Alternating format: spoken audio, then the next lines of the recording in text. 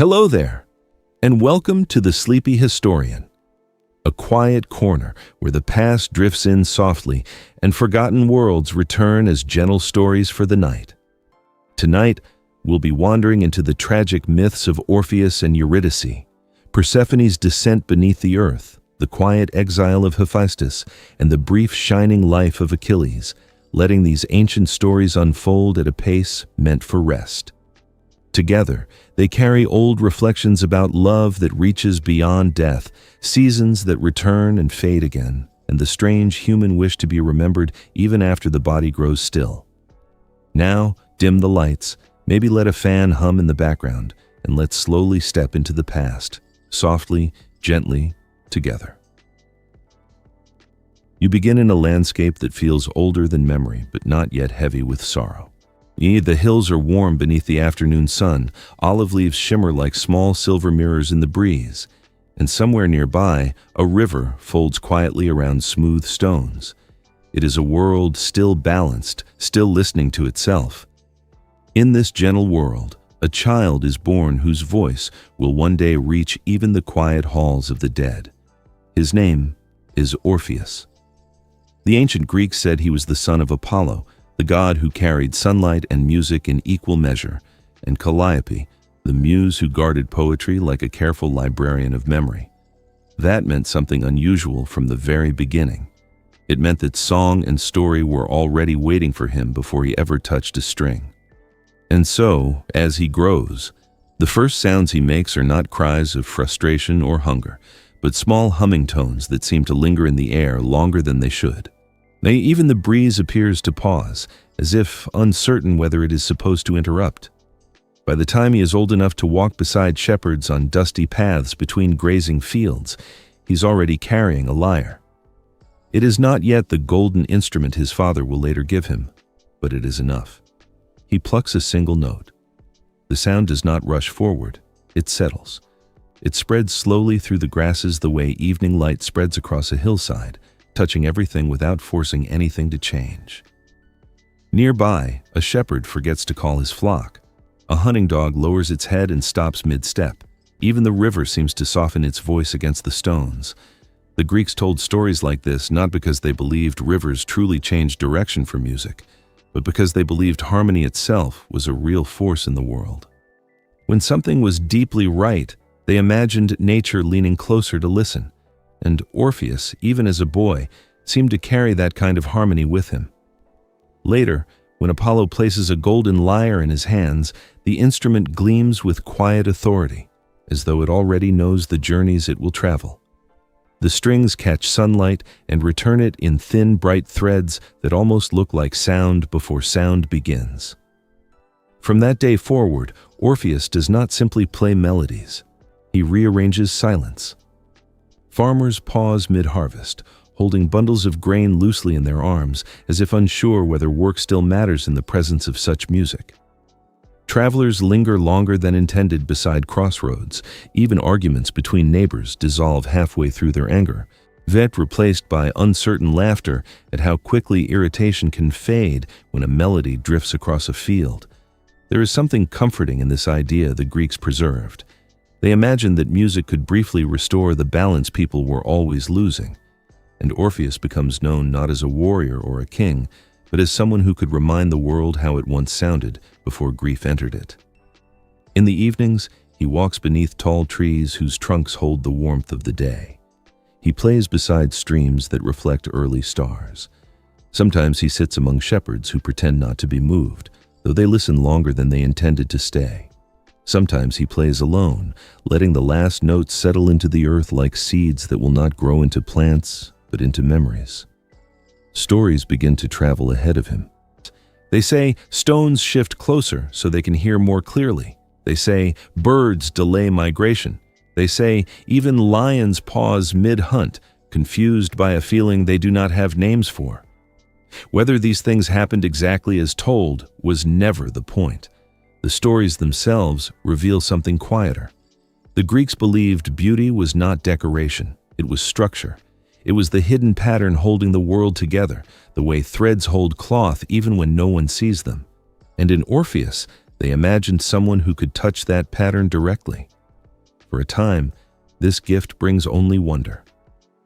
He walks through meadows where wild thyme releases its scent beneath his sandals.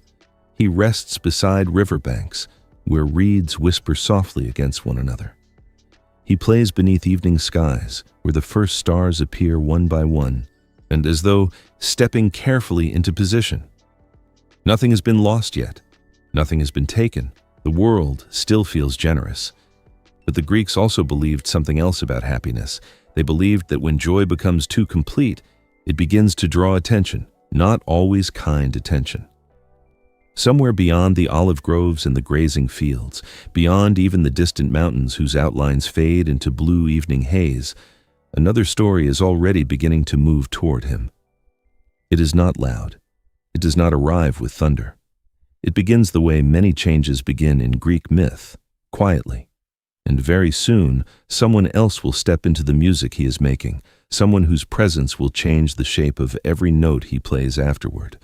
Because even harmony, in the old stories, is never meant to last unchanged forever.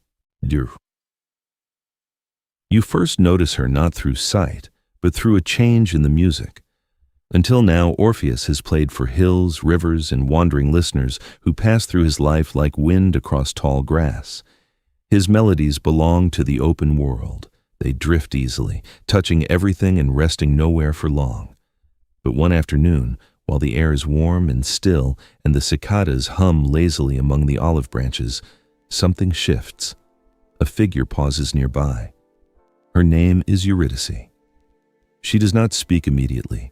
She does not interrupt the music. She simply listens in the way people listen when they are not trying to understand something, but to feel it. And that small difference changes everything. The Greeks often imagined meetings like this as accidents that were not accidents at all. A crossing of paths that had already been drawn somewhere beyond sight, like two streams quietly moving toward the same valley. Orpheus lowers his hands from the strings. For perhaps the first time in his life, he finds himself uncertain what to play next. It is a gentle kind of silence, not awkward, not empty, just new. Eurydice is said to have been a forest nymph, which in Greek storytelling means she belongs to the spaces between cultivated land and wilderness. She walks easily where wildflowers grow without planting and streams wander without maps. Her presence carries that same quiet independence. When she laughs, it is soft and unguarded. When she listens, she does not look away. And gradually, without ceremony or announcement, Orpheus begins to play not for the world, but for her. The change is small at first, but his melodies linger longer. They turn inward. They begin to hold memory. She follows him through meadows where time releases its scent beneath their steps. She sits beside him on stones, warmed by afternoon sun. Sometimes she says nothing at all while he plays, and that silence becomes part of the music itself, like a pause that gives shape to the notes around it. The ancient poets like to imagine that even the wind grew quieter when the two of them walked together. It is an exaggeration, of course, but it tells you something about how the Greeks understood love. They did not describe it as comfort. They described it as brightness, a brightness that makes everything else more visible. Soon, they are married. Their wedding takes place outdoors, beneath trees that bend slightly in a slow summer breeze. The muses are said to have sung, and forest animals are said to have gathered nearby. Even the sunlight seems to linger longer than usual, as though reluctant to leave such a moment behind. Whether or not these details happened exactly this way was never the point. The story is trying to show you something simpler.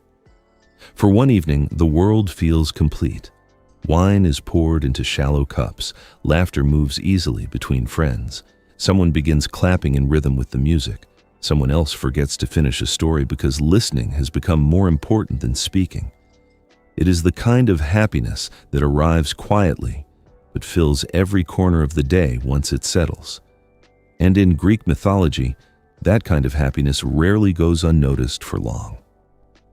The next afternoon begins as gently as the day before. Eurydice walks through a meadow where tall grasses brush against her ankles. Wildflowers lean slightly toward the light. Bees move lazily between blossoms. The air is warm enough that even shadows seem relaxed. Somewhere nearby, another figure is watching. His name is Aristeus. He's not a monster. He's not a villain in the dramatic way later stories sometimes prefer. He is a shepherd and a minor rustic god associated with fields, flocks, and honey, a figure of the countryside itself. But desire, in Greek stories, often moves without patience. He begins to follow her. At first, it is only a presence behind her footsteps, a rustle in the grass, a voice calling her name once, then again. She walks faster. The meadow that seemed open and harmless moments ago begins to feel uncertain. The Greeks told this moment carefully. They did not describe thunder. They did not describe anger. They described movement. She runs. Her sandals strike uneven ground. Stems snap beneath her steps. The wind shifts direction. Somewhere behind her, Aristeus is still calling. And then it happens. Her foot comes down on something hidden in the grass. A snake strikes. The meadow falls silent. It is almost always this way in Greek myth. Not a long battle, not a warning. Just one sudden change in the rhythm of the day. When Orpheus arrives, guided by the echo of her voice fading into stillness, the air feels different already. The brightness of the wedding has not vanished completely, but it has moved farther away. He kneels beside her in the grass, the lyre slipping unnoticed from his hands. For the first time, the instrument that once seemed able to shape the world cannot shape this moment at all. He plays, he sings, he calls her name again and again, as though sound alone might persuade the earth to return what it has taken. But the Greeks believed something important about death. They believed it does not argue, it does not explain itself. It simply continues forward. Around him, the meadow resumes its quiet work. Bees return to the flowers. Wind moves through the grasses again. Somewhere in the distance, a bird begins singing as if nothing has changed. And this is the moment when grief begins to take shape inside him, not loudly, not suddenly, but steadily, like a storm gathering far beyond the horizon where the sky still looks calm. Soon he will make a decision no mortal is meant to make. Because in the stories the Greeks told each other beside evening fires, love sometimes refuses to remain in the world of the living. Sometimes it follows the one it has lost, downward. Grief does not always move loudly. Sometimes it settles inside you the way evening settles across a valley, slowly dimming what once seemed clear. After Eurydice's death, Orpheus does not rage against the sky or call upon the gods for justice. He walks. He walks through forests where leaves no longer answer his music in quite the same way. He walks beside rivers that still reflect the sky but feel colder than before. He walks across hills where shepherds greet him kindly, though he does not stop to speak. His melodies change. Where once they had moved outward into the open air, now they circle inward, quieter and deeper. As though searching for something hidden beneath the surface of the world itself. The Greeks believed grief could reshape a person's path just as surely as rivers reshape stone, and in time, Orpheus begins to follow a thought no ordinary traveler would allow himself to follow very far. If Eurydice cannot return from death, perhaps he can go to her instead. It is not a plan anyone suggests to him. No priest offers instructions, no oracle gives permission. It is simply a decision that grows slowly inside him until it becomes the only direction left to walk. Somewhere at the edge of the living world, there is said to be a place where the earth opens into shadow. The entrance is not dramatic. It does not blaze with warning signs or thunder. It is simply a dark mouth in the hillside where the air grows cooler with each step forward. Moss gathers thickly along the stones. The scent of damp soil replaces the scent of thyme and sun-warmed grass. Most travelers turn back long before reaching it. Orpheus does not. He carries only his lyre. The Greeks told this part of the story carefully because it reveals something important about how they imagined courage. To them, bravery was not always loud or triumphant. Sometimes it was quiet persistence, the willingness to keep walking even when the path ahead no longer promised return. The deeper he moves into the passage, the softer the sounds of the living world become. Wind disappears first, then birdsong. Then the distant movement of water above ground fades into something slower and heavier. Eventually, another river appears. This one does not sparkle in sunlight. It moves slowly through darkness, its surface reflecting nothing at all. The Greeks called it the river Styx, though they did not describe it as a place of punishment. Instead, they imagined it as a boundary, a crossing between one condition of existence and another, like the moment between waking and sleep when the world feels briefly uncertain. Beside the river waits a ferryman. His name is Charon. He is not cruel. He's not kind. He is simply patient in the way old stone is patient. His task is always the same, to carry souls across the water once their time among the living has ended. When he sees Orpheus approaching with breath still warm in his chest, he pauses. Mortals are not expected here. Orpheus does not argue, he does not plead, he lifts the lyre instead. The first note spreads across the dark surface of the river like a small circle widening across still water. Then another follows, and another. Soon the sound begins to gather itself into something larger, something that carries memory with it. He plays of sunlight moving across meadow grass. He plays of footsteps beside his own. He plays of laughter that once belonged to the open world. Charon listens. For a moment that stretches longer than expected. The ferryman forgets to reach for payment. He simply lowers his oar into the river and nods once, as though recognizing a truth that cannot be explained in words. The boat drifts forward. On the far side of the river stands another guardian, Cerberus. The Greeks imagined him as a great hound with 3 watchful heads, with each one facing a different direction at once so that nothing might pass unnoticed. He is not there to frighten visitors. He's there to prevent confusion between the living and the dead. Normally, no one approaches him twice. Orpheus kneels slightly and begins to play again. This melody is softer than the last. It moves slowly, like a hand resting gently on the head of a restless animal. The sound carries warmth into a place where warmth rarely lingers. Cerberus's ears lower. One head tilts, then another. At last, the great hound settles against the stone floor and closes all 3 sets of eyes at once, as peacefully as any shepherd's dog sleeping beside a fire. It is not defeat. It is trust. Farther ahead, the path widens into a shadowed plain where figures move without hurry. These are the souls of the dead, walking with the quiet patience of people who no longer measure time in days or seasons. When they hear the music, they pause. Some turn. Some lift their heads as though remembering something they had forgotten. Even the Furies, ancient guardians whose task is to remind the guilty of their mistakes, grow still as the melody reaches them. For a moment, their work becomes unnecessary. The Greeks believed music could do this, not erase suffering, but interrupt it. At last, Orpheus reaches the great hall where the rulers of this shadowed kingdom sit together. Hades, patient and immovable as the deep earth itself, and beside him, Persephone, whose presence carries a memory of spring even here. Orpheus does not speak. Instead, he plays. The melody begins quietly, almost uncertainly, like the first breath after long silence. Then it grows stronger, gathering every memory he carries with him from the world above. Sunlight on olive leaves, warm dust beneath sandals, Eurydice's footsteps beside his own. The sound spreads through the hall until even the shadows seem to lean closer. For the first time since entering the underworld, he stops walking. Now he waits. Because even in Greek stories, there are moments when courage must give way to listening.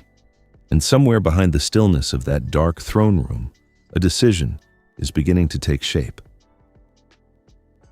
In the quiet hall of the underworld, Orpheus finishes the last note of his song and lets his hands rest lightly against the strings. The sound does not vanish all at once, it lingers. It settles along the dark floor like dust in a beam of faint light, as though even silence needs a moment to understand what has just passed through it. Before him sit the rulers of this shadowed place, Hades, who governs the deep order beneath the earth, and beside him, Persephone, whose presence carries a memory of spring even here, where no seasons turn. The Greeks imagined Hades not as cruel, but as careful. His task was not punishment. His task was balance. Once a soul crossed into his realm, it was meant to remain there, just as seeds placed beneath soil are meant to stay hidden until their time returns. So when Orpheus stands before him, still breathing the air of the living world, the request he carries is unlike any request usually heard in this hall. He does not argue. He does not demand. He plays again. This time the melody is quieter than before. It does not describe forests or rivers. It does not speak of sunlight or wide skies. Instead, it tells a smaller story. It tells of footsteps walking side by side. It tells of shared silence beneath trees. It tells of a voice that ended too soon. The Greeks believed that music could carry memory the way a careful craftsperson carries fragile glass across a crowded room, steady and attentive, aware that even a single careless movement might break it. Persephone listens first. Her expression changes slowly, like a shadow shifting as evening approaches. She knows what it means to move between worlds. She knows what it means to leave one place and live in another that does not quite feel like home. In many old tellings of this story, it is she who leans forward before Hades speaks. Her sympathy does not undo the laws of the underworld, but it opens the possibility of an exception. Hades remains still for a long moment. He is not easily persuaded, not because he lacks feeling, but because he understands that every exception reshapes the boundary between life and death. And boundaries, once altered, rarely return to their original shape. At last, he speaks. His voice is quiet, but it carries the weight of stone resting beneath mountains. Eurydice may return with you, he says. For a brief moment, the hall seems to grow lighter, but the sentence is not finished. There is one condition. The Greeks told this part of the story with great care because conditions like this appear often in their myths. They are simple, they are clear, and they are almost always impossible to follow completely. Eurydice will walk behind you as you leave this place, Hades continues. You must not look back at her, not once. Not until both of you have stepped fully into the sunlight of the upper world. The condition sounds gentle at first, almost reasonable. Orpheus bows his head in agreement immediately, grateful beyond words. After all he has crossed to reach this hall, after all he has already risked, what could be simpler than walking forward? Yet the Greeks understood something about the human mind that makes this promise far more difficult than it appears. They understood that uncertainty can grow heavier than fear. Eurydice steps forward. She does not speak. In some versions of the story, she cannot yet speak as one fully restored to life.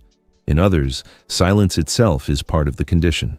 Either way, she follows him quietly, her footsteps soft enough that they almost disappear into the echoing corridors. The journey upward begins.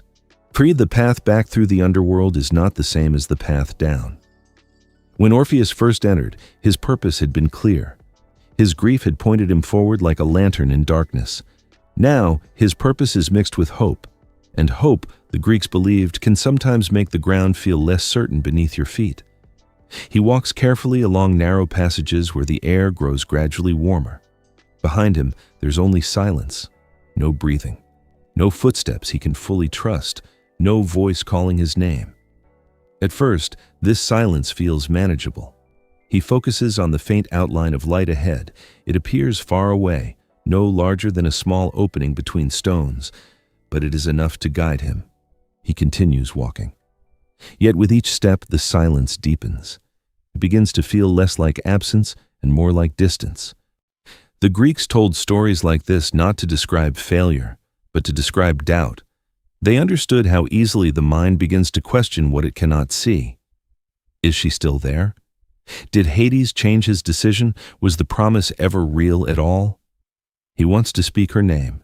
He wants to hear even the smallest answer behind him, but he does not know whether speaking might break the condition just as surely as turning his head. So he keeps walking.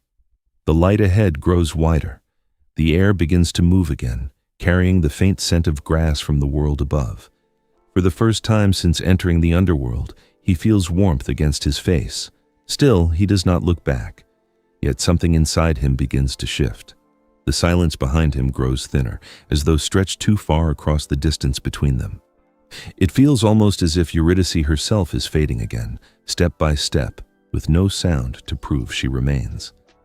The Greeks believed that moments like this reveal the quiet struggle between trust and fear.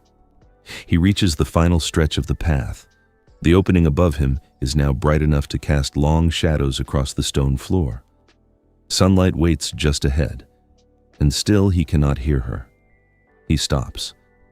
For a moment that feels longer than the entire journey downward. He stands perfectly still, listening to nothing at all. Then, slowly, almost without meaning to, he turns. He turns. It is not a sudden movement, not a dramatic gesture. It is small, almost careful, as though he expects the world to remain unchanged if he moves slowly enough. For a brief instant, he sees her. Eurydice stands only a few steps behind him, her outline still touched by shadow, but already beginning to gather warmth from the light ahead. She is close enough that he might almost reach her hand, close enough that the journey seems complete.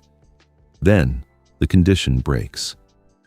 The Greeks did not describe thunder or anger from the gods at this moment. They described something quieter. Eurydice does not cry out. She does not accuse him. She simply begins to fade, like mist lifting from a river when morning arrives too quickly. Her hand rises slightly, perhaps to reassure him, perhaps to say farewell. Orpheus reaches forward, but already she's no longer there. The passage behind him empties itself of her presence as though she had never walked there at all. The silence returns, deeper than before, no longer uncertain but final. He stands at the edge of the living world, alone. For a long time, he does not move. The Greeks understood this stillness. They knew that some losses arrive twice, and the second time they arrive more quietly than the first. Eventually, he steps forward into sunlight. The meadow above looks unchanged. Grass moves in the same gentle wind. Birds circle the same wide sky. Somewhere nearby, water continues its patient journey over stones, but the world has shifted. He lifts the lyre again. This time, the music is different. Where once it had gathered listeners easily, now it moves through empty spaces. Where once it had drawn animals close, now it travels farther without finding rest. People still listen, but they do so carefully, as if approaching a place where something fragile has been left behind. The Greeks sometimes said that after this moment, Orpheus refused the company of women entirely. Whether this detail belonged to the oldest version of the story or to later tellings shaped by changing customs is uncertain. What mattered more to them was the idea that grief can narrow a person's path until only memory remains wide enough to walk. He wanders across fields where harvests rise and fall with the seasons, along riverbanks where evening gathers earlier each day, through villages where strangers recognize him not as the joyful musician he once was, but as someone who has traveled somewhere no living person is meant to go. His music continues, but now it carries distance inside it. The Greeks imagined that even trees leaned closer to hear these later songs, not because they were more beautiful, but because they were more honest. Time passes in ways the story does not measure carefully. Eventually, another meeting arrives. This one does not happen in quiet meadows or shaded forests. It happens during a night of wild celebration when followers of Dionysus move through the hills carrying torches and singing loudly enough to shake the silence from the trees. These women are called the Maenads. They are not cruel by nature. They are participants in a ritual that allows ordinary boundaries to loosen for a while. Music grows faster, movement grows freer. The careful order of daily life gives way to something older and more instinctive. When they find Orpheus sitting apart from their dancing, they invite him to play. They ask for music strong enough to match their celebration, but he does not join them. His melodies remain slow, quiet, turned inward. At first, they laugh, thinking he is teasing them. Then, confusion replaces laughter. Finally, frustration takes hold, as easily as wind takes hold of a loose cloak on a hillside path. In the stories told later, the moment turns sudden and violent. They surround him, they pull the lyre from his hands, and in the chaos of torchlight and movement, the musician whose songs once calmed rivers and animals disappears into the same darkness he had once entered willingly. The Greeks did not linger over this ending. Instead, they told what followed. His body is carried away by the river Hebrus. His head and lyre drift together along the current, still singing as they move through the night. The image is strange, but it reveals something important about how they imagined memory. They believed a voice could continue after the body was gone. Later, the muses gather what remains and bury him with care. Apollo, who once placed the golden lyre in his son's hands, lifts the instrument into the sky and sets it among the stars. Even now, they said, it shines there quietly, a reminder that music can outlast the moment that created it. And somewhere beyond the riverbanks and the night sky, beyond even the stories told beside evening fires, Orpheus walks once more through the fields of the dead. This time, there are no conditions, no silence, no distance growing between footsteps. Eurydice waits for him in the soft half-light of Elysium, where honored souls are said to rest in calm meadows that never fade into winter. When she sees him, she does not speak of the turning or the loss, she simply walks beside him again. The Greeks liked this ending, not because it erased sorrow, but because it suggested something gentle, that even when love cannot remain in the world above, it may still find its place somewhere beyond it. And far overhead, the small constellation of the Lyre continues its quiet shining, like a note held longer than anyone expected, reminding those who look upward that some songs never truly end. Long before the first winter settled across the hills of Greece, people told stories about a different kind of world.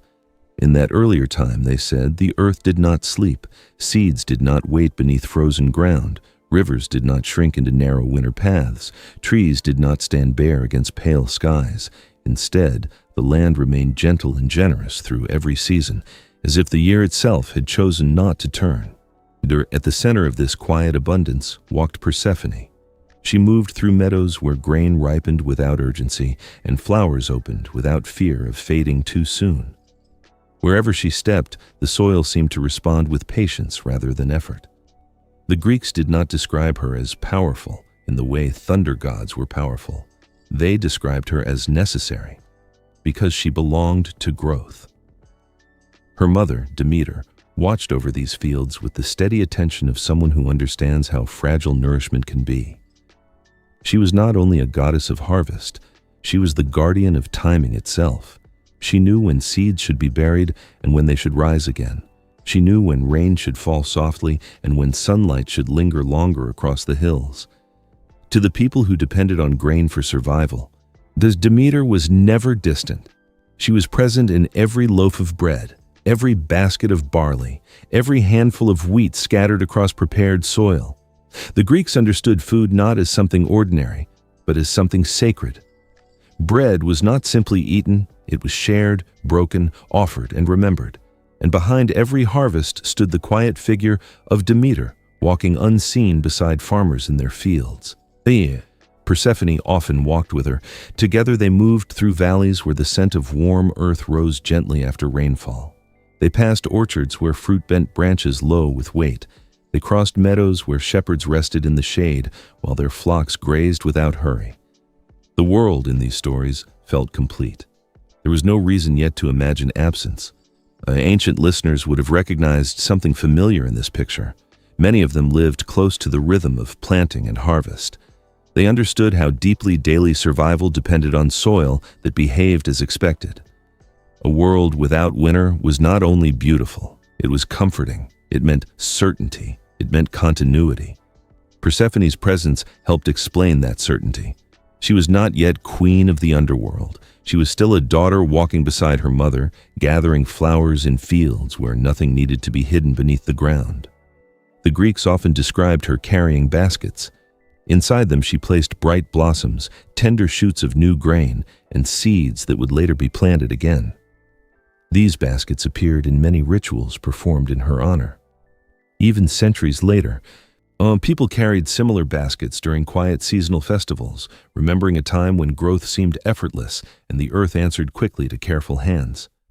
Demeter watched her daughter with calm satisfaction. There is something universal in this image, a parent observing a child moving easily through a safe world, a world that has not yet shown how quickly change can arrive. Together they walked across slopes where barley heads shimmered like pale gold under afternoon light. They paused beside streams where insects traced small patterns across the surface of the water. They rested beneath fig trees, heavy with fruit. Everything in this landscape suggested continuation. Nothing suggested interruption. But the Greeks, who told this story again and again beside hearth fires and in temple courtyards, always began with this peaceful beginning for a reason. They wanted listeners to understand what would be lost, because without knowing the warmth of that early world, it is difficult to understand the depth of the silence that followed. One morning, Persephone wandered farther than usual. She carried a small basket, as she often did, gathering flowers whose colors shifted between white, deep violet, and bright yellow as she moved through the meadow.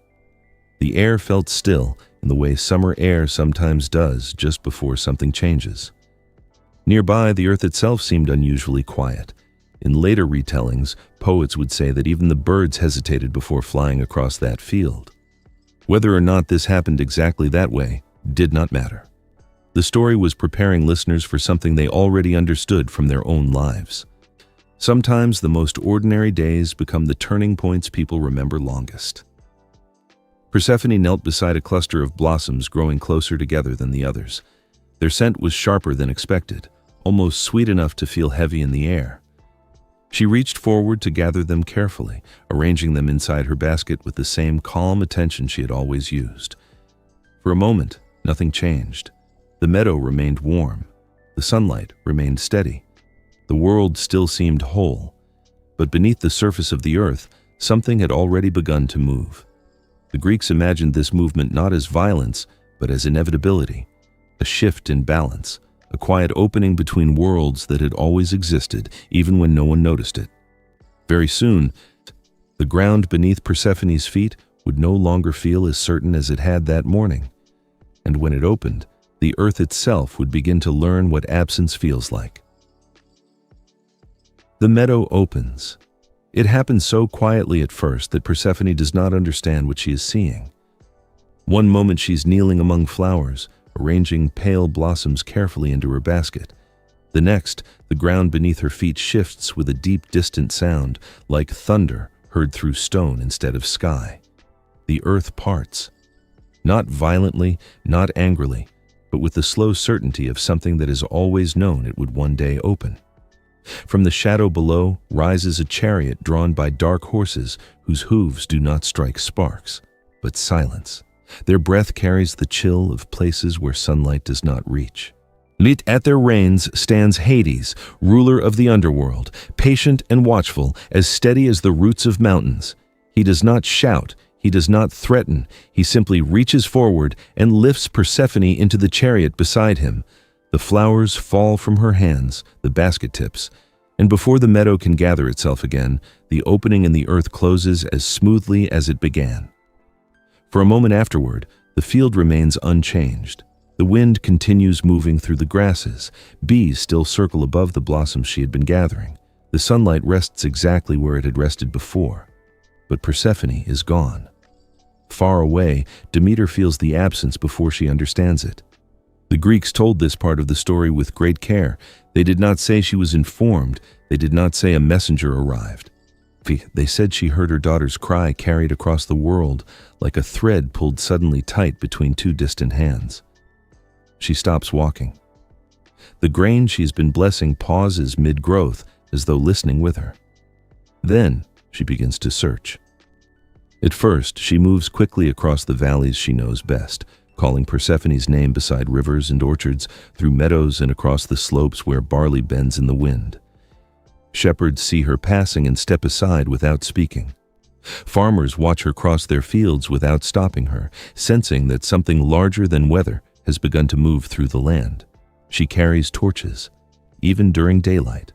The Greeks remembered this detail centuries later, when they held nighttime processions in her honor, walking slowly with small flames cupped in their hands as though they too were searching for something lost. Days pass, then more days. Demeter does not rest. She crosses mountains where the air grows thin and cold. She walks along coastlines where waves repeat the same patient motion against the shore. She enters villages where strangers offer her water, not knowing who she is but recognizing her grief. Still, she finds no answer. Eventually, she comes to the house of Helios, the sun who sees everything that happens beneath the sky. He does not speak immediately. The Greeks imagined him pausing first, as though even sunlight hesitates before revealing difficult truths. At last, he tells her what he has witnessed. Persephone has been taken below the earth, taken by Hades, taken with the quiet approval of Zeus. He who believed such a union belonged to the order of the world, even if it broke a mother's heart. Demeter does not answer. She turns away. And something inside the earth begins to change. Until this moment, she has been searching as a mother. Now she begins to act as a goddess. She withdraws her gifts. The change does not arrive all at once. It begins slowly, almost gently. Leaves lose their brightness first. Then, the soil grows firmer beneath the feet of farmers who kneel to tend it. Seeds remain buried longer than expected. Rain falls less often. People notice. A farmer presses his hand into the field where barley should already be rising. Instead of soft growth, he finds dry earth that breaks into small pieces beneath his fingers. He waits another day, then another. Still nothing changes. Across the hills, orchards grow quiet. Olive branches hold fewer leaves, streams narrow. The air itself begins to feel thinner, as though something essential has stepped away from it. The Greeks described this transformation not as punishment, but as absence.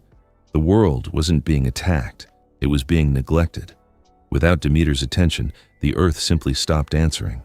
Soon, hunger begins to move through villages the way cold wind moves through open doorways.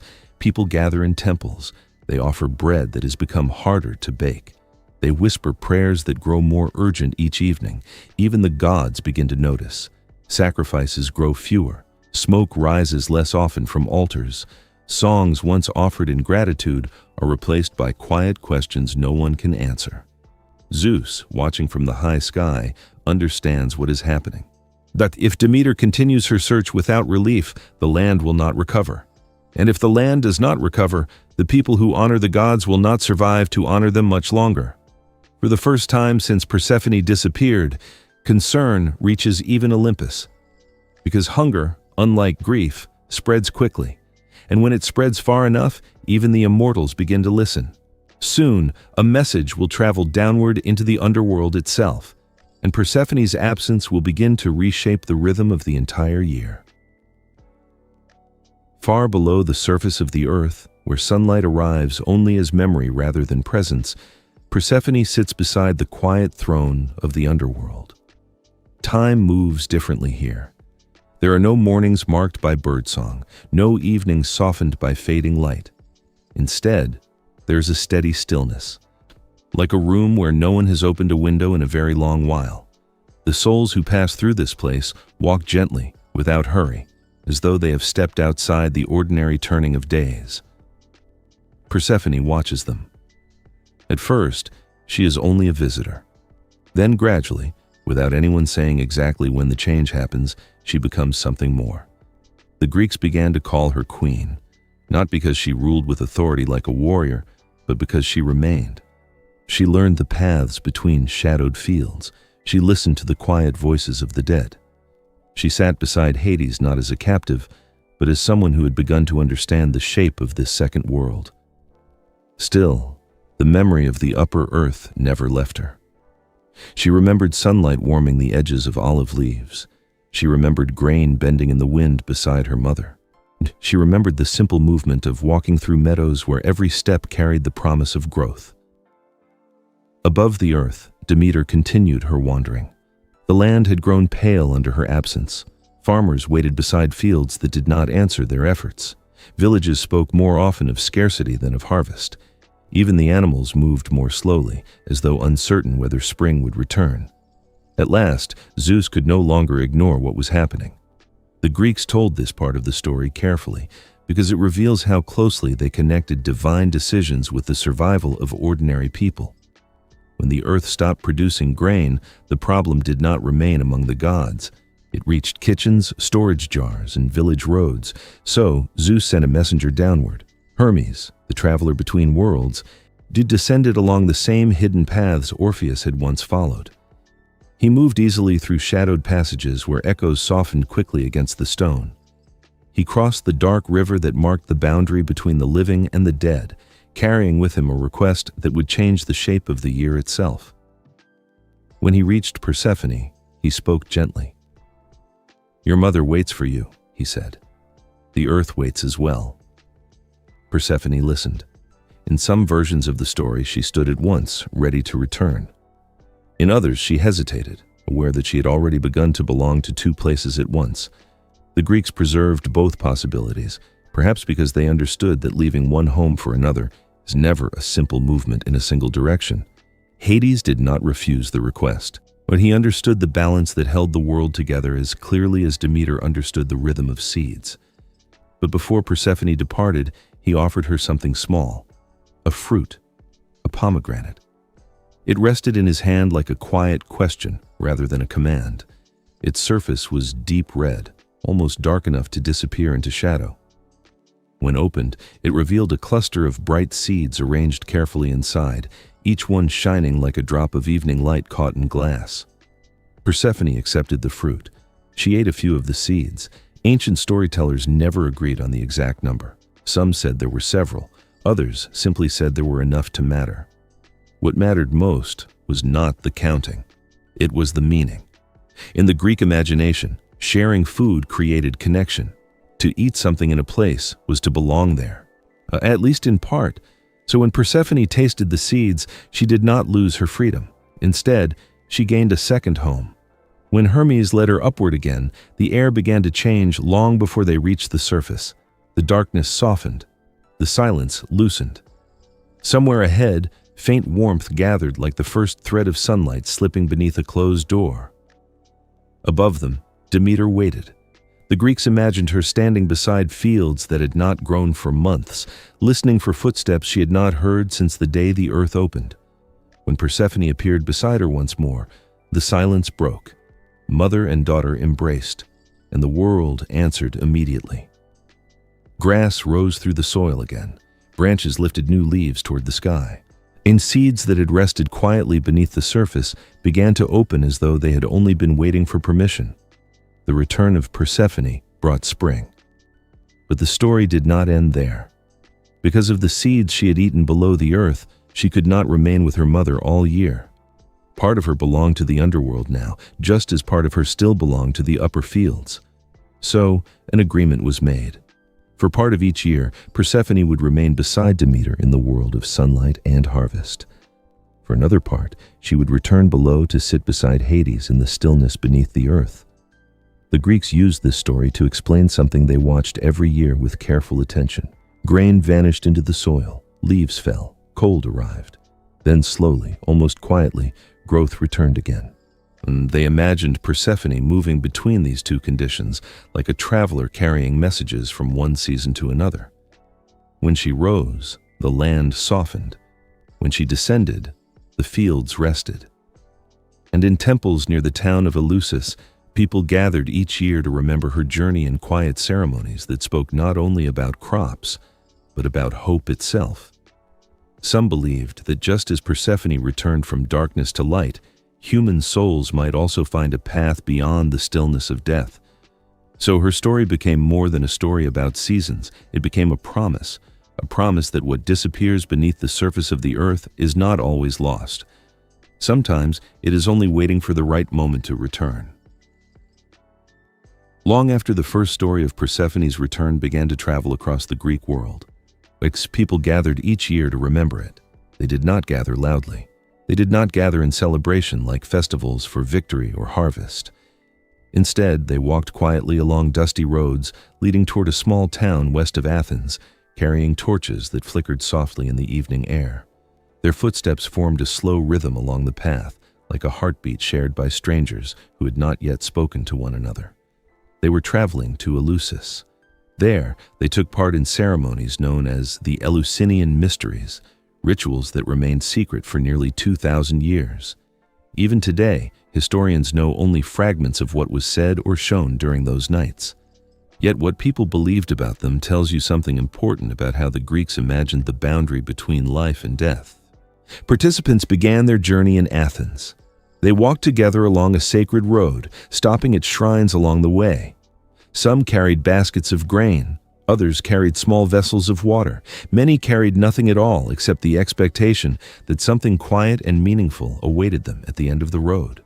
As they approached Eleusis, the light of the torches became more important than the fading daylight. The Greeks remembered that Demeter herself had once searched for Persephone with burning torches in her hands, walking across the world without rest. By repeating that movement each year, the initiates stepped gently into her memory. You can imagine them walking in silence for a while. Then perhaps someone begins a chant. Another voice joins. Soon the sound moves through the procession like wind passing through tall grass. Not loud, but steady enough to guide everyone forward together. Inside the sanctuary at Eleusis, the ceremonies continued behind closed doors. No outsider was allowed to watch. Those who entered promised not to describe what they experienced there, and most of them kept that promise faithfully for the rest of their lives. Still, a few details survived. The initiates were shown sacred objects connected to Demeter and Persephone. They listened to stories about loss and return. They watched symbolic actions that reflected seeds being buried beneath the soil before rising again in spring. Nothing dramatic, nothing frightening. Instead, something calm and patient.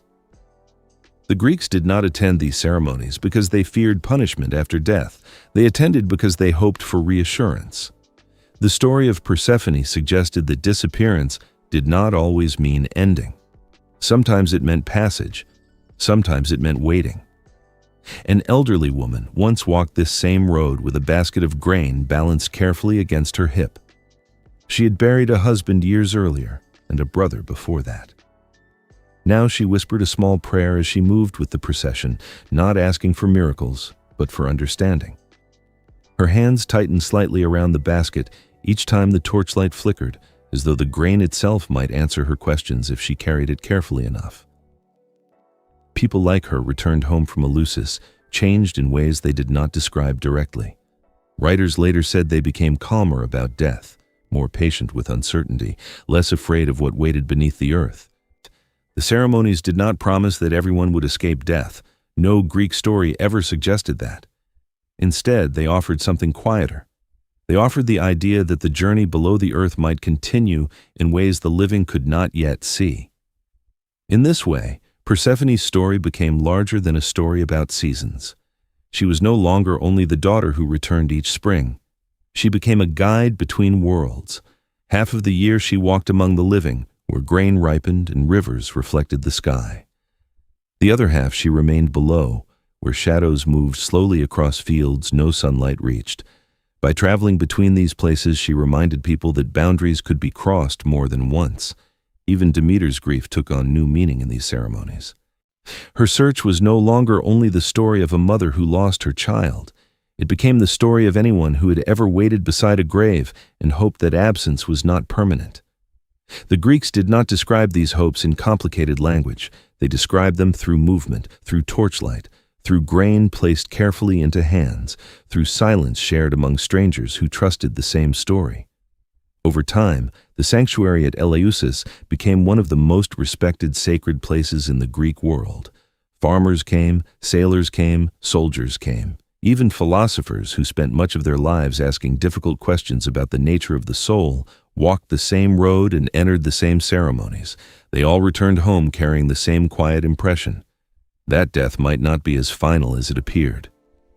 And yet, not every god who crossed the boundary between worlds returned as gently as Persephone did. Some fell without guidance, some were cast down rather than invited, and their stories would shape the imagination of the Greeks in very different ways. Soon, another figure would descend from the heights of Olympus itself, not into darkness by choice, but through rejection.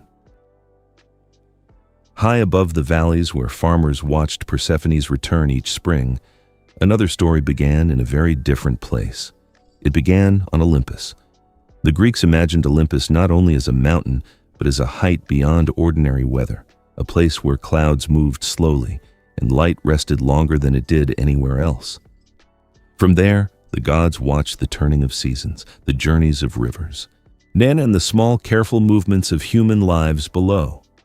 It was also a place where perfection was expected, and so when a child was born who did not seem to match that perfection, the story changed its direction almost immediately. His name was Hephaestus. Some ancient storytellers said he was born only to Hera without a father, as a quiet answer to Zeus bringing Athena into the world without her help. Others believed he was the son of both Hera and Zeus together. The Greeks preserved both versions, perhaps because what mattered most was not how he arrived, but what happened next. They said that when Hera first looked at him, she saw something unexpected. His legs were not strong in the way divine bodies were expected to be strong. His movement was uneven.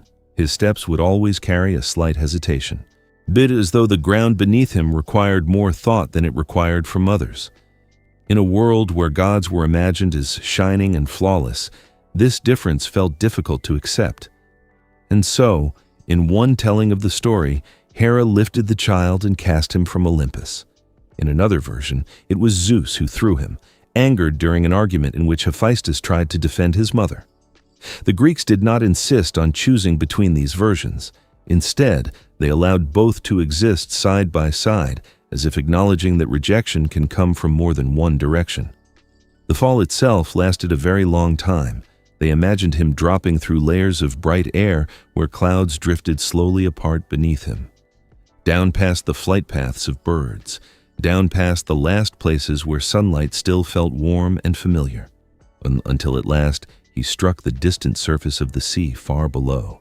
The water closed over him, and everything became quiet. Instead of ending his story, the sea received him. 2 sea goddesses found him there and carried him gently into hidden caverns beneath the waves. Their names were Thetis and Eurydice, and in their care, the child who had fallen from the highest place in the sky began a second kind of life. The Greeks liked to imagine those underwater chambers glowing softly with reflected light, the walls lined with smooth stone shaped by slow currents rather than by hands. It was here, in that dim and patient world, that Hephaestus first began to work. At the beginning, he did not yet know he was a god of fire. He only knew he liked to shape things. Shell fragments became small tools, polished stones became ornaments. Bits of metal gathered from the sea floor became objects that held together in new and unexpected ways. The sea itself seemed to watch quietly as he discovered what his hands could do. In time, the glow of his work began to change. The Greeks imagined him learning how to guide heat the way a shepherd guides a flock, slowly and carefully, never forcing it too quickly. Sparks appeared, metal softened, shapes emerged where none had existed before. He was no longer only the child who had fallen. He was becoming a maker. A young apprentice once stood in a village workshop many centuries later, holding a hammer for the first time.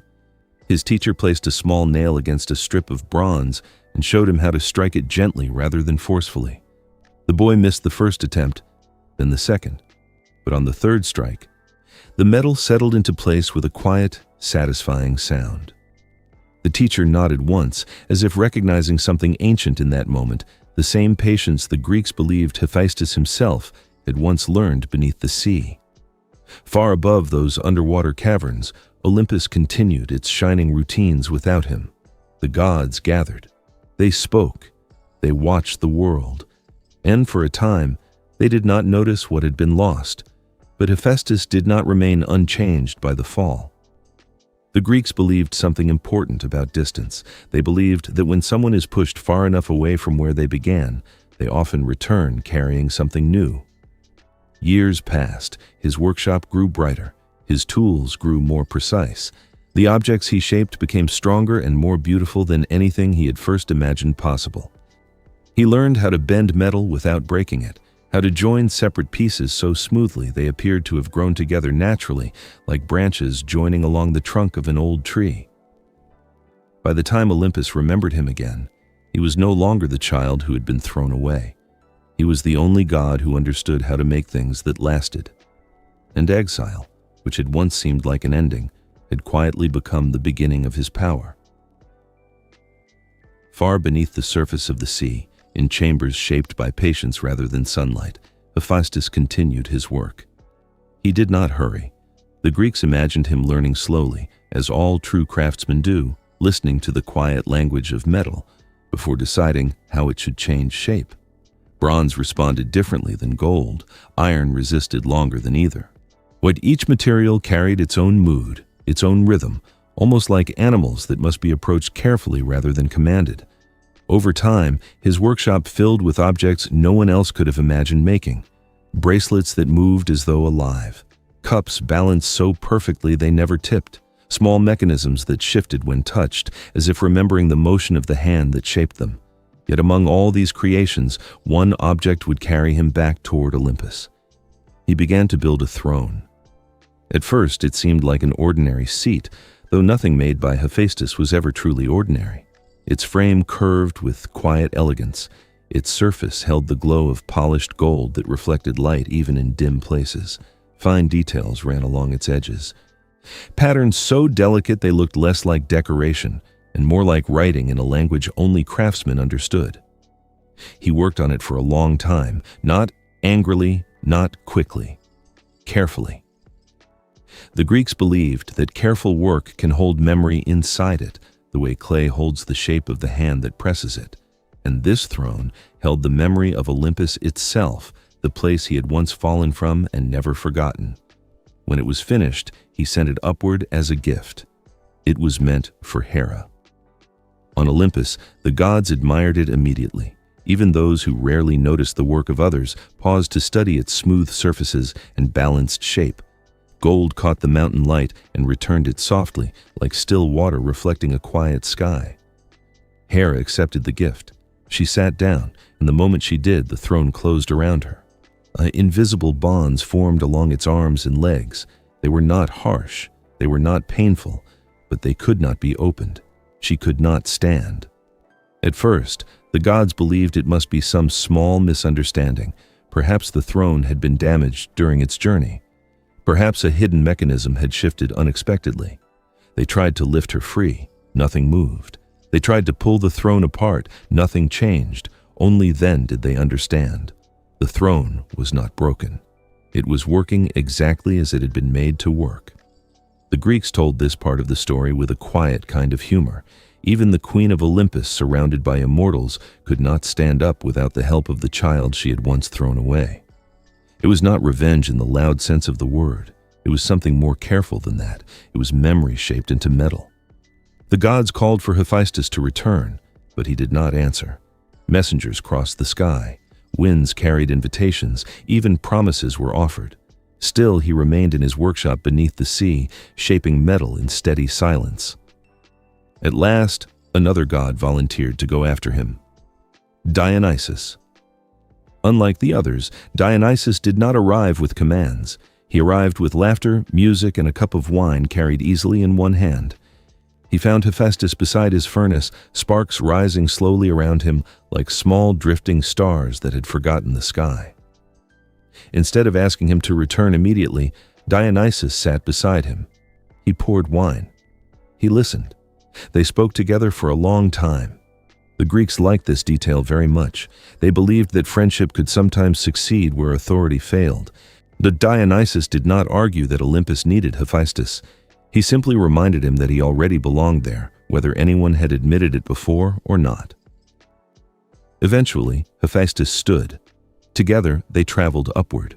Some storytellers imagined him riding on a mule as he returned to Olympus, swaying slightly with each step along the mountain path, the journey slower than a god's journey might usually be, but steady and certain all the same. It was not a triumphant return. It was a practical one. When he arrived, the gods gathered again. This time, they were quieter. Hephaestus approached the throne where Hera still sat waiting. He studied the delicate seams he had hidden within the gold. Then, with a single calm motion, he released them. The bonds opened. Hera stood. The Greeks did not say she apologized, and they did not say she explained what had happened long ago. Instead, they described something simpler. Hephaestus remained. He was given a place among the Olympians. From that day forward, his workshop stood not beneath the sea alone, but also within the high places of the gods. There he shaped armor, tools, and objects that would travel far beyond Olympus itself into the hands of heroes and kings who depended on his skill without always knowing his story. In time, even the mountains seemed to change around him. Where once it had been a place he fell from, It became a place where sparks rose steadily into the thin, bright air, marking the presence of a craftsman whose work could not be ignored any longer. And among the many objects he would create there, some would prove stronger than chains, subtler than traps, and lasting enough to shape the fate of entire wars. One of them, though not yet finished, was already waiting for the hands of a child who would one day choose glory over safety. Once Hephaestus returned to Olympus, the mountain began to sound different. Before his arrival, Olympus had been a place of conversation, thunder, and wind moving along high stone ridges. Afterward, another sound joined them, a steady ringing. Not loud, not hurried, but regular enough that the other gods came to recognize it as part of the mountain's rhythm. It was the sound of making. Inside his workshop, sparks lifted slowly into the thin, bright air and faded one by one, like tiny stars rising briefly before disappearing again. The Greeks liked to imagine these sparks drifting upward at night, unnoticed by most of the gods, yet marking the presence of the only Olympian who worked with his hands as carefully as mortals did. And the things he made were unlike anything that had existed before. Some were tools, some were ornaments, some were devices that seemed almost alive. Among his earliest creations after returning to Olympus were golden attendants who moved quietly through his workshop without being asked. They carried tools from one place to another. They supported his steps when his legs grew tired. They listened without speaking, like patient companions who understood the rhythm of labor better than conversation. The Greeks described them as self-moving servants, not because they imagined machines in the modern sense, but because they were fascinated by the idea that skill alone could bring still metal close to life. To them, this was not technology. It was artistry stretched almost to its limit, yet not everything he made was gentle.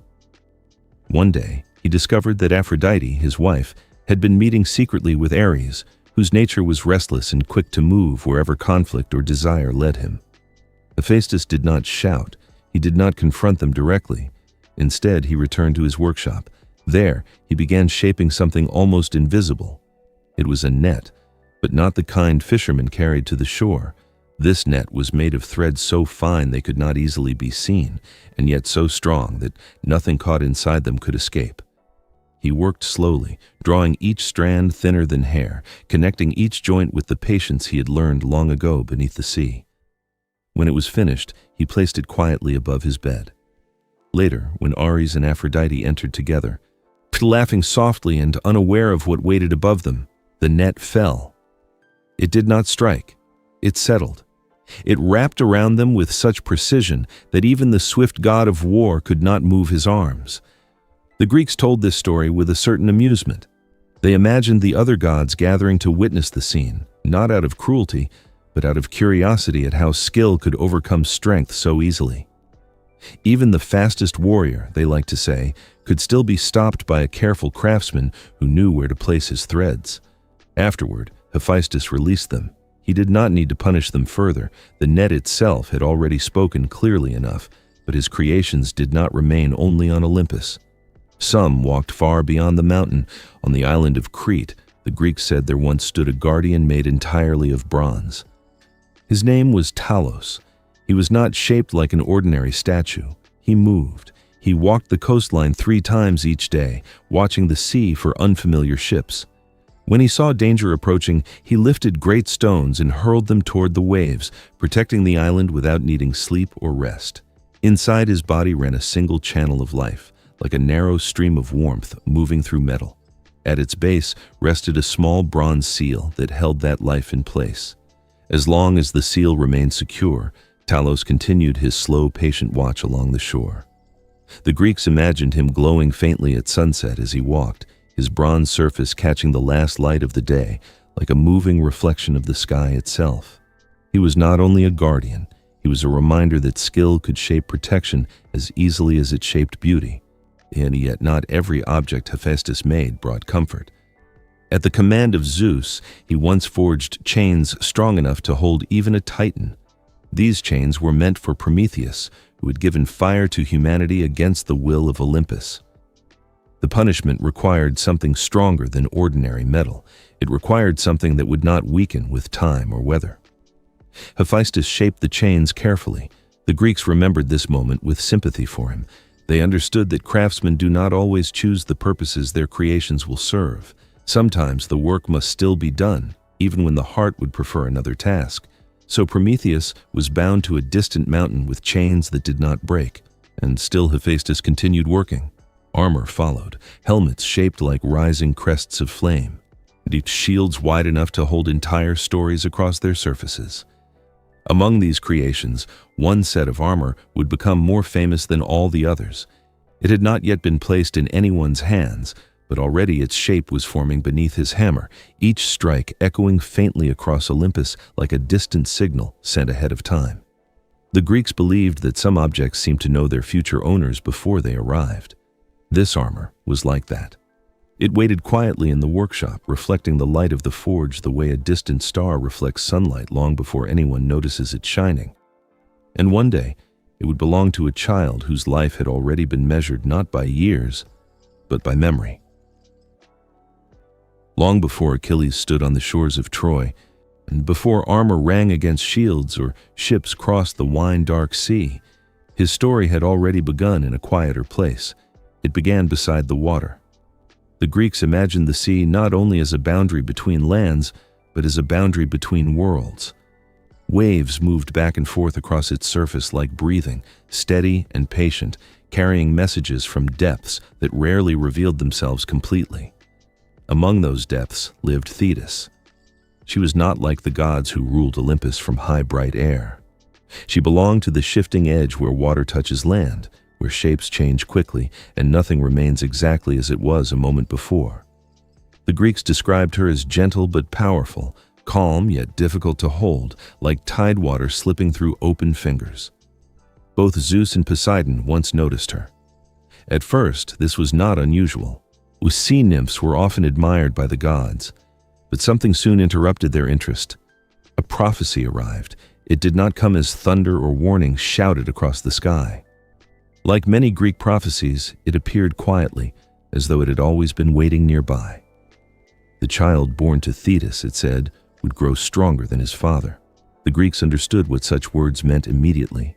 They remembered the older stories. Uranus had been overthrown by Cronus. Cronus had been overthrown by Zeus. Each generation of gods had replaced the one before it. Zeus listened carefully. He did not ignore prophecies. He respected them the way sailors respect changing wind, not because they control it, but because they understand what happens if they pretend it is not there. So instead of marrying Thetis, Zeus stepped back.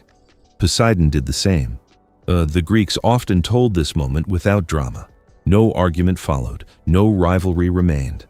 The decision was practical, like closing a door before a storm arrives, rather than waiting to see what might happen if it stays open. Thetis would not marry a god. Instead, she would marry a mortal.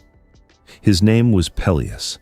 He was not the strongest hero of his generation, nor the most famous, but he was patient, respectful, and willing to accept a challenge that most mortals would never have attempted. Because winning Thetis's hand was not simple. Sea goddesses do not remain still when they do not wish to be held. When Peleus first approached her along the shoreline, she did not greet him as a bride greets a husband. She changed shape. The Greeks described this transformation carefully, as though watching weather shift across the horizon. In one moment, she became flame, bright and impossible to grasp. In the next, she became water, slipping easily through his arms. Then she took the form of a lion, watchful and strong. Then a serpent, twisting with quick, uncertain motion. Peleus did not release her. He held on. Not because he wished to control her, but because he had been told that patience was the only way to remain beside her long enough for the transformation to end. At last, she returned to her own form. The struggle stopped. The sea quieted. And she agreed to marry him. The Greeks told this story not to suggest victory, but agreement. Thetis had not been captured. She had been persuaded by endurance rather than force. Their wedding took place beside the shore, where waves moved slowly against the sand as though listening. Unlike most mortal weddings, this one was attended by gods. They gathered along the coastline in bright garments that reflected sunlight like scattered shells. Music carried across the water, Cups of wine passed easily from hand to hand. Even the sea itself seemed calmer that day, its surface rising and falling in long, quiet lines instead of restless motion. For a time, the celebration felt complete. A fisherman stood nearby at the edge of the gathering, watching the tide withdraw slowly from the shore before returning again. He did not approach the gods. He did not speak. But he sensed, as many Greeks believed people sometimes could, that something larger than a wedding was unfolding before him. The movement of the tide seemed to echo the movement of the future itself, drawing back before returning with greater force than expected. The marriage between Thetis and Peleus was never meant to be ordinary. It had been arranged by prophecy. It had been shaped by caution, and it carried consequences that none of the guests fully understood yet. Because not everyone had been invited. Among the many gods who gathered that day, one remained absent. Her name was Eris. The Greeks often described Eris not as cruel, but as unavoidable. Where disagreements began, she was already present. Where harmony seemed complete, she waited nearby, patient as a shadow that lengthened slowly in afternoon light. She had not been asked to attend the wedding, and so she prepared her own gift. Before the celebration ended, she approached the gathering quietly and placed something among the guests. It was small enough to hold easily in one hand, bright enough to draw every eye toward it at once. A golden apple.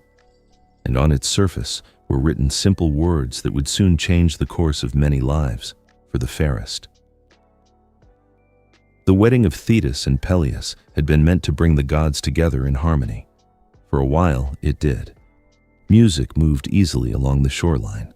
Garlands of flowers rested across tables where wine was poured into wide, shallow cups.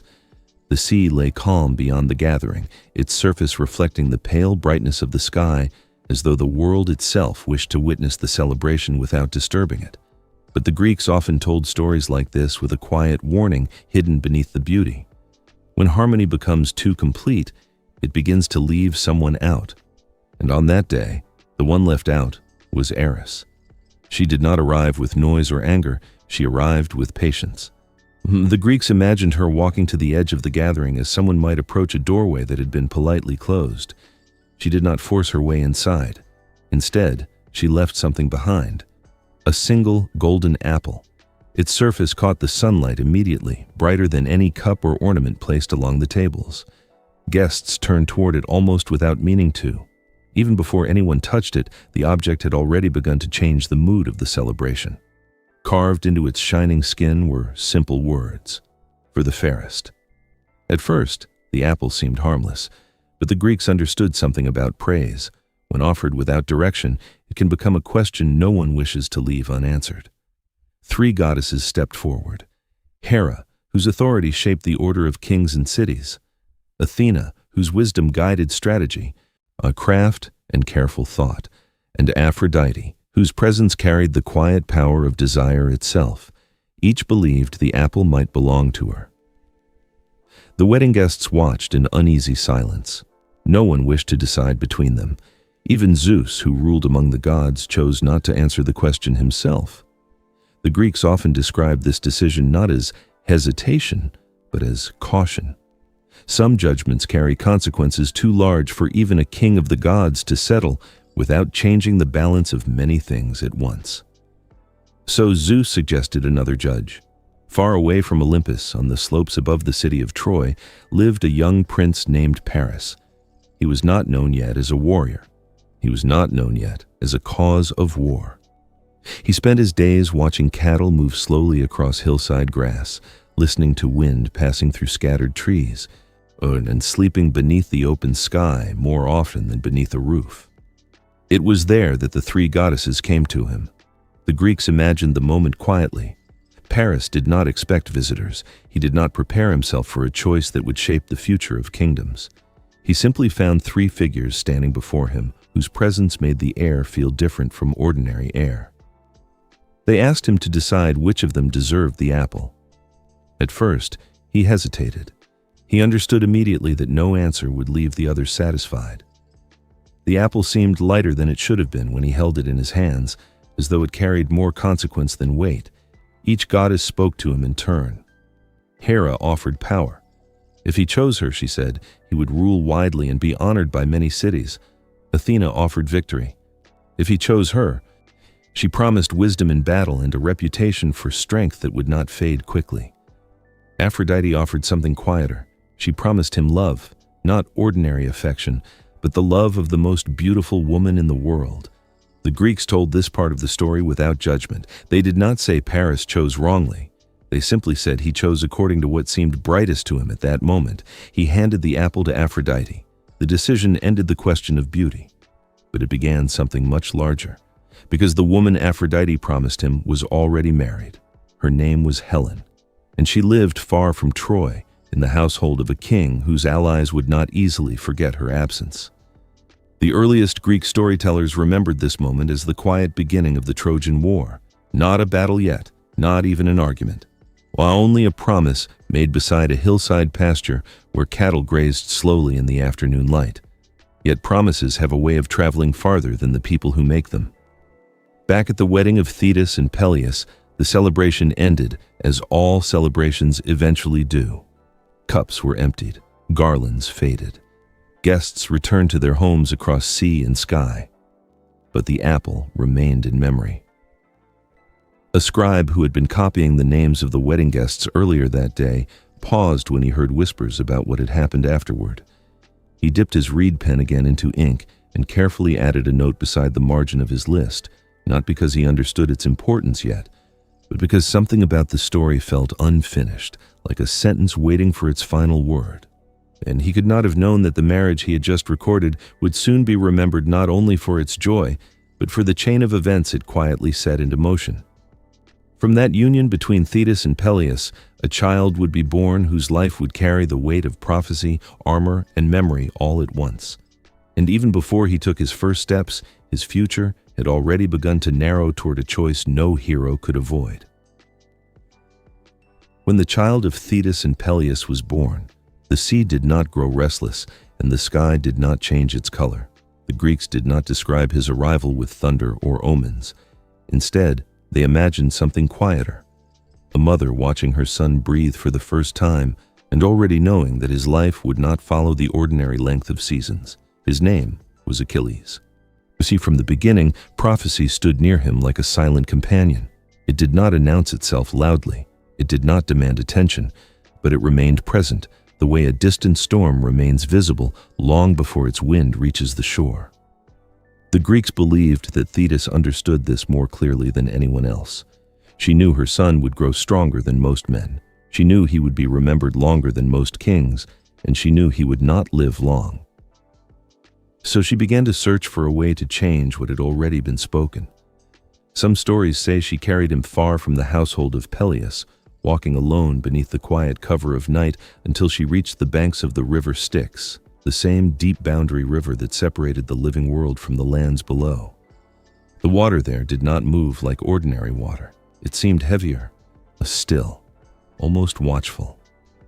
She held Achilles carefully and lowered him toward the dark surface. The Greeks imagined this moment slowly because it reflected a wish many parents have felt across centuries, the wish to place something protective between a child and the dangers of the world before those dangers arrive. As she dipped him into the river, the water touched his skin like a second layer of quiet armor. His body became safe from injury. His strength would not easily fail him, but she held him by one small place, his heel. And that small place remained unchanged. Later, storytellers would remember this detail as the reason his life could still be ended by a single wound. Yet the Greeks did not always tell the story exactly this way. Some believed something different had happened. They said Thetis did not bring him to the river at all. Instead, she carried him to a hidden chamber and held him carefully above a sacred flame.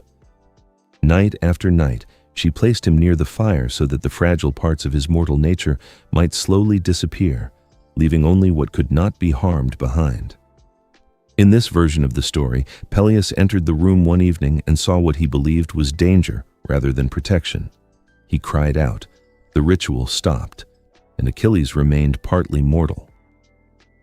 The Greeks preserved both versions of this story side by side, perhaps because both expressed the same quiet truth. Even the love of a sea goddess could not fully change what prophecy had already shaped. Achilles grew quickly. He did not move like other children. Where others stumbled, he stepped easily. Where others hesitated, he ran.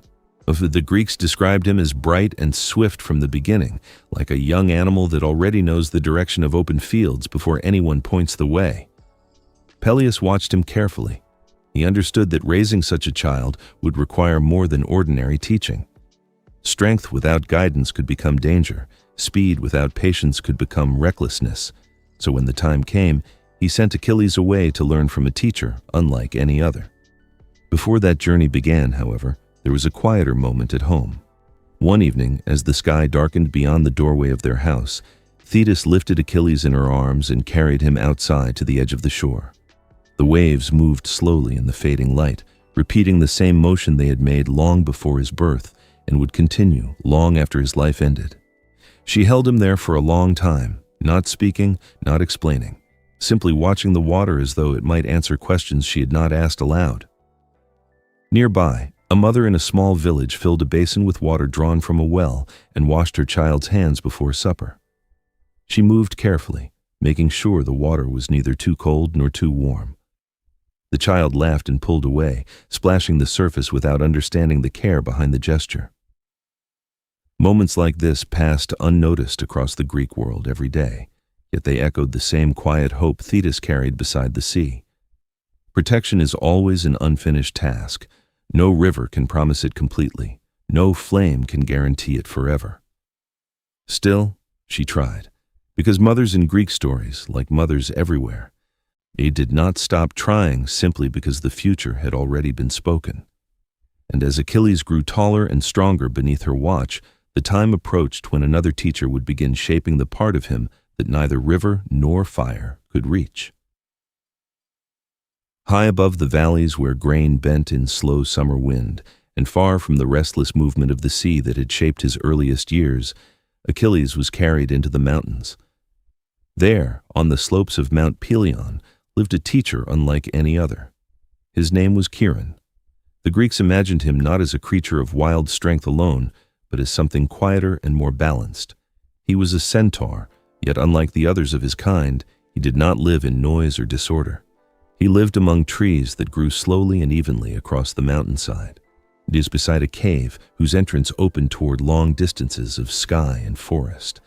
It was there that Achilles began to learn. The cave did not look like a palace. It was simple. Stone walls shaped by time rather than hands, a low fire that burned steadily without smoke filling the air.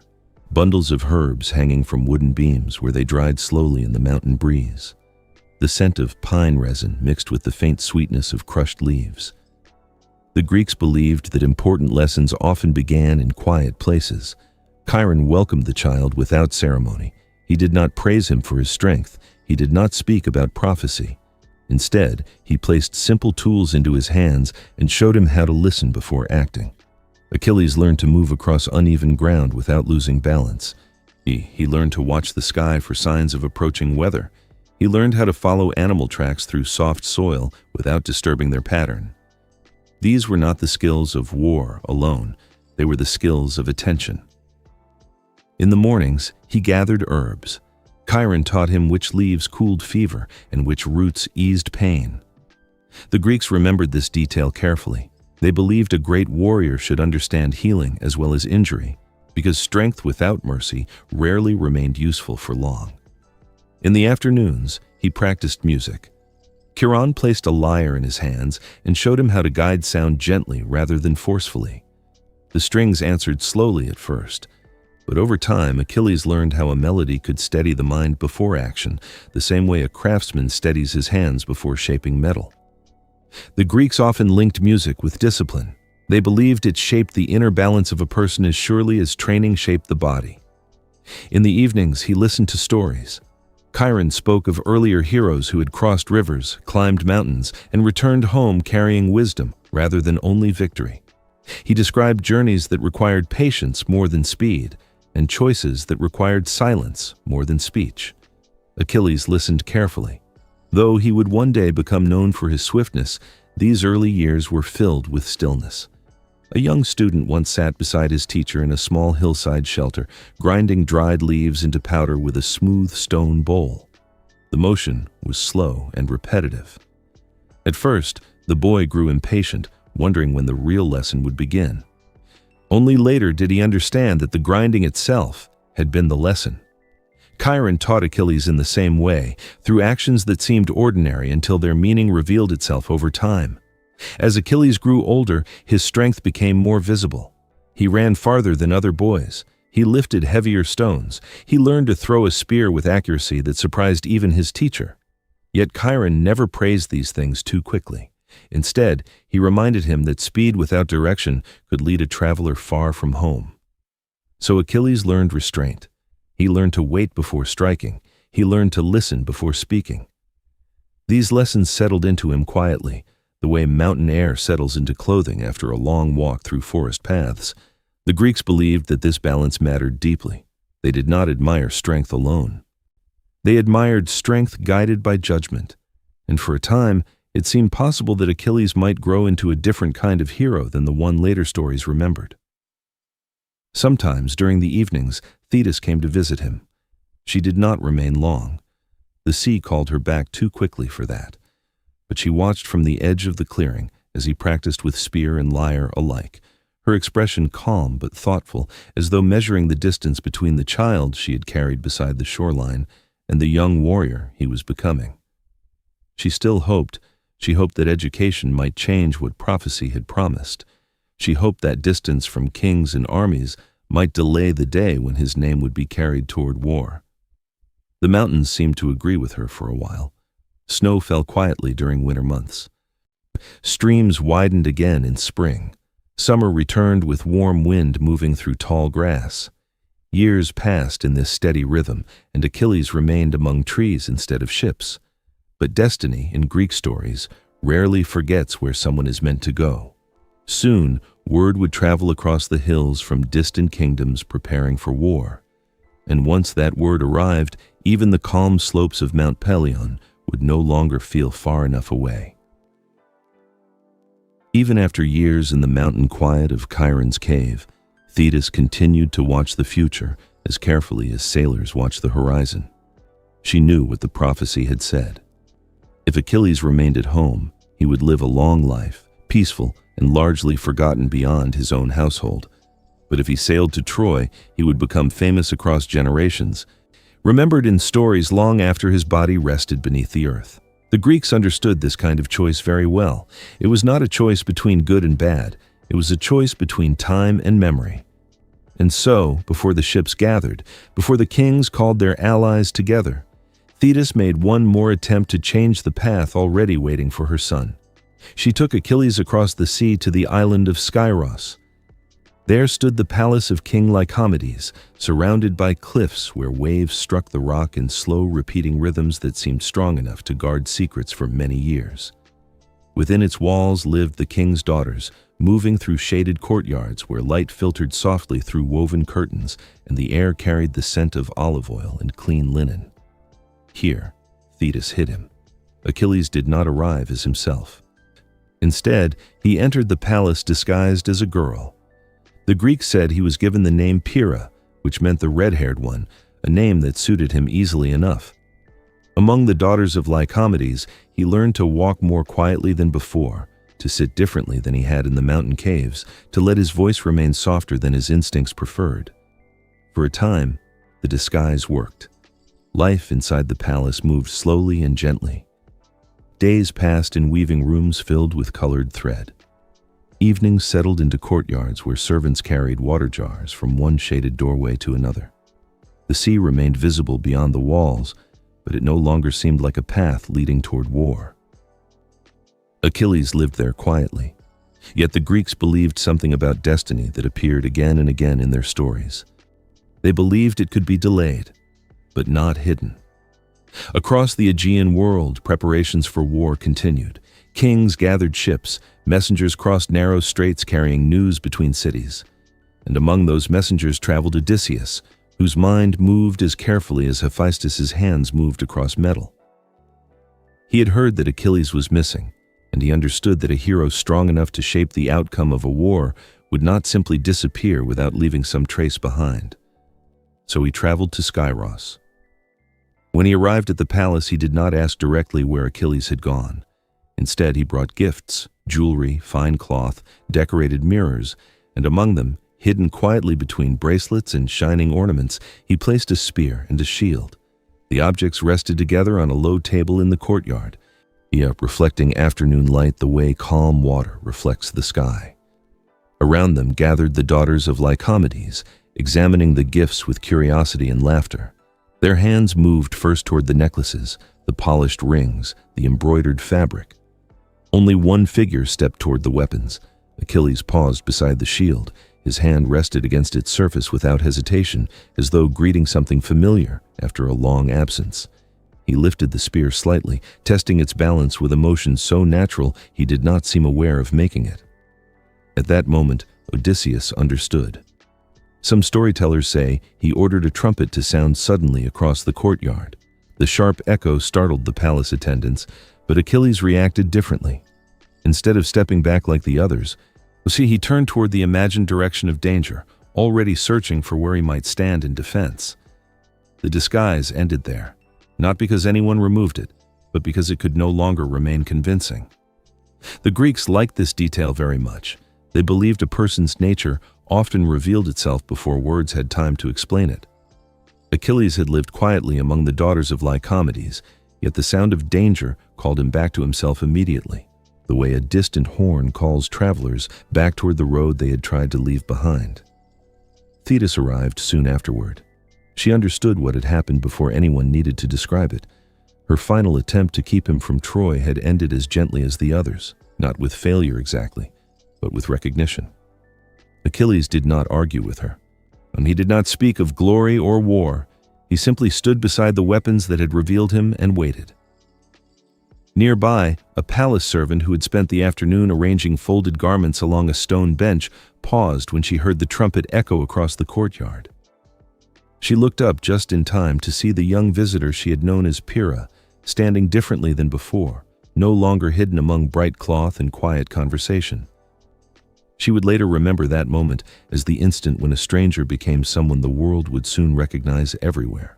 Soon, ships would gather along distant shores, and Achilles would be asked to decide what kind of life he wished to carry forward from that courtyard into the open sea. By the time Achilles stood at the edge of the sea again, and the decision waiting for him had already followed him through childhood, through the quiet cave on Mount Pelion, and through the hidden corridors of the palace on Skyros. Now it stood before him clearly. The Greeks remembered that he knew the choice. If he remained at home, he would live long. He would grow older beside fields and rivers. His name would remain within the memory of those who knew him personally, then fade slowly as generations changed. But if he sailed to Troy, he would not return. Instead, he would gain something the Greeks valued deeply, a name remembered long after the body rests. They did not speak of this as ambition, they spoke of it as understanding. Achilles walked along the shoreline while the ships prepared behind him. Sailors tightened ropes that had already been tied many times before. Oars rested in ordered rows beside the hulls. The sea moved with its usual patience, neither inviting nor refusing the journey ahead. Nearby stood Thetis. She had known this moment would come since the day he was born. Still, knowing did not make watching easier. She did not try to stop him again. Instead, she stood beside the water and listened to the waves moving across the stones, as though they were repeating something she already understood but wished to hear one more time. The Greeks often described her this way in their stories, not helpless, not defeated, simply present beside a future she could not change. Achilles did not speak immediately. He watched the horizon. The line between sea and sky remained steady, the same line sailors had followed for generations when leaving home for places they could not yet see. At last, Mary turned toward his mother. He did not promise victory. He did not promise return. He simply chose. And once he had chosen, the Greeks believed the world itself adjusted slightly around him, as though recognizing that one path had quietly closed while another opened. Before he departed, Thetis traveled once more to Olympus. She did not go to argue with Zeus. She did not go to change prophecy. Instead, she went to speak with Hephaestus, the craftsman who shaped objects that lasted longer than the people who carried them. She asked him for armor, not ordinary armor, something worthy of a life that would be remembered. Hephaestus listened carefully. Then he returned to his workshop. The Greeks imagined him working longer than usual on this task. Each strike of the hammer moved slowly, deliberately, as though he understood that what he shaped now would not only protect a warrior, but carry a story across time. The shield he made for Achilles was unlike any shield before it. Its surface did not hold only metal, it held images. Fields where farmers bent over young grain, villages where people gathered in celebration beside firelight, rivers moving between quiet hills, dancers circling together beneath evening stars. The Greeks described these scenes not as decoration, but as memory shaped into bronze. They believed the shield carried a small version of the world itself, a reminder that even a warrior walking toward battle carried the life of ordinary people with him. When Achilles received the armor, the metal reflected the morning sky so brightly that those standing nearby stepped back for a moment, as though the light itself had grown stronger. He lifted the shield, he tested its weight, and in that quiet movement, the work of Hephaestus joined the decision he had already made beside the sea. Far away, ships gathered along the coastline. Their sails opened slowly, catching wind that had crossed long distances before reaching them. One by one, they began to move across the water, leaving narrow lines behind them that faded almost as soon as they appeared. Thetis watched from the shore. She did not call out, she did not follow. Instead, she stood where the waves reached her feet and remained there until the ships grew small enough to disappear into the brightness of the horizon. Nearby, a father fastened a pair of bronze greaves around his son's legs before the young man joined the same fleet. He tightened the straps carefully, adjusting them once, then again, as though a more precise knot might somehow change what waited ahead. When the work was finished, he stepped back without speaking. The gesture was simple, but it carried the same quiet understanding Thetis held beside the sea. Some journeys cannot be delayed forever. The Greeks told Achilles' story not only to describe war, but to describe choice. They believed that every life moved between two kinds of time. One kind measured years, the other measured memory. Achilles chose the second. He chose a life that would not last long, but would continue in stories told beside fires, in poems repeated across generations, and in the quiet imagination of listeners who followed his footsteps long after the ships reached Troy. And so, in the Greek understanding of the world, a short life could still travel farther than a long one, the way a single bright star can remain visible long after sunset has taken the rest of the sky. Sometimes, they said, a name carried forward in memory could echo longer than eternity itself. And so, we've reached the end of tonight's wandering. Whether your eyes are still open or already drifting, thank you for keeping me company here among worn stones, warm embers, and the small, brave rituals of ordinary people. If this brought you a little quiet, you're welcome to subscribe or share it with someone who might need a softer night. For now, rest well. You're safe, you're warm, and the past can keep watch.